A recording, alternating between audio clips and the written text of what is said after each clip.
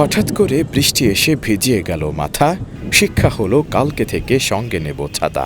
কবি মৃণাল কান্তি দাসের এই কবিতাই বলে, বৃষ্টির দিনে কোন জিনিসটা সব সময় সঙ্গে রাখতে হবে।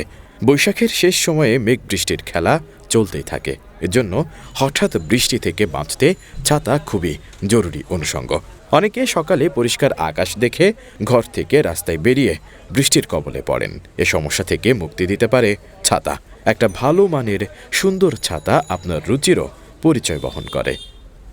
হঠাৎ বৃষ্টি থেকে বাঁচতে রাজধানীর বিভিন্ন বিপণী বিতানে বেড়েছে ছাতার চাহিদা।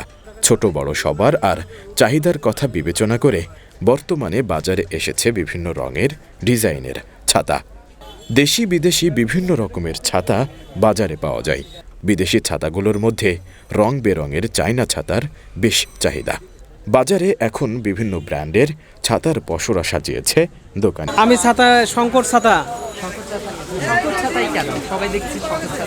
শঙ্কর ছাতা এর আগে এক্সপিরিয়েন্স আছে যে এটা ভালো। দামে একটু তো এবার একটু বেশি। আগে যেটা আমি 400 টাকা দিয়ে কিনেছি, এবার এটা দাম 480 টাকা চাচ্ছে আর কি।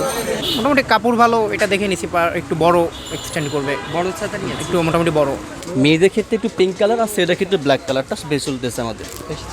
জি দামে মানে কি এবার বেড়েছে? দাম অনেক বাড়তি, অনেক। আমাদের পার পিসে কিনাচ্ছে গতবার হচ্ছে, এবার এক এক পেজে 50 টাকা বেশি কিনা পড়ছে আমাদের।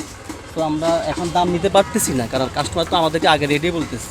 সবচেয়ে বেশি শঙ্কর আর হলো আপনার চলছে রহমান, আফসার, আর হলো আপনার BMW। দেশি ছাতার চাহিদা বেশি না বিদেশি? দেশি না, সব চায়না ছাতি। দেশিগুলা সব হলো চায়না ছাতার বেশি চাহিদা। চায়না ছাতা হলো প্রোডাক্ট ভালো, আবার দামও কম, এই আর চাহিদা তো খুব ভালো ছাতা। আমার তো মাঝখানে ছাতা আমি বিক্রি করতে পারি, ছাতা ছিল না আমার কাছে।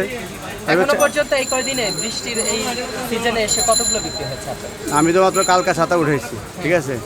আমার কাছে ছাতা ছিল থেকে এই 2 দিনে মনে হয় আমার 5-10 বক্স বিক্রি হয়ে গেছে।